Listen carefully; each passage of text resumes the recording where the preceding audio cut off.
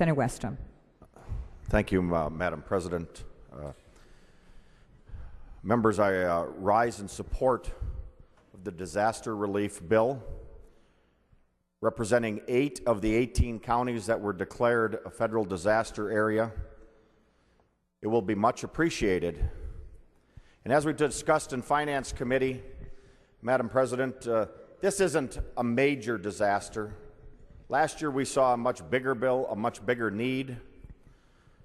But even small disasters in communities are important where they happened. And so it's nice to see the state step up, handle this issue.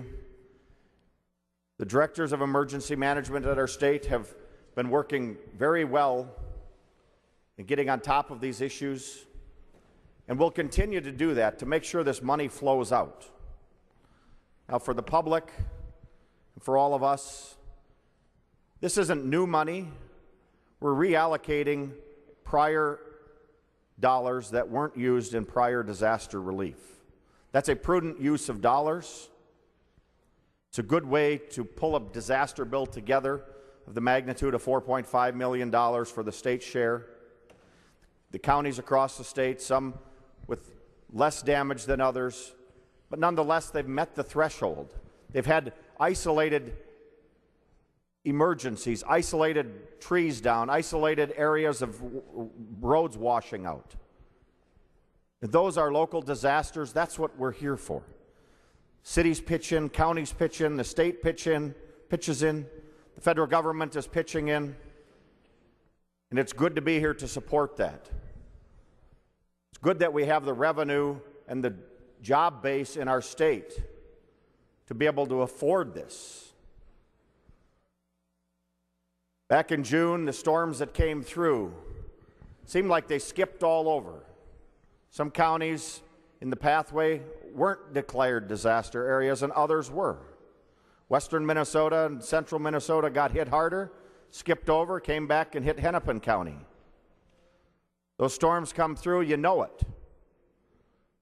But members and the public, we also need to be cognizant of the disaster that could occur and is occurring by not fixing the bad tax policy that was snuck in on the citizens and the consumers of the state of Minnesota the last day of session.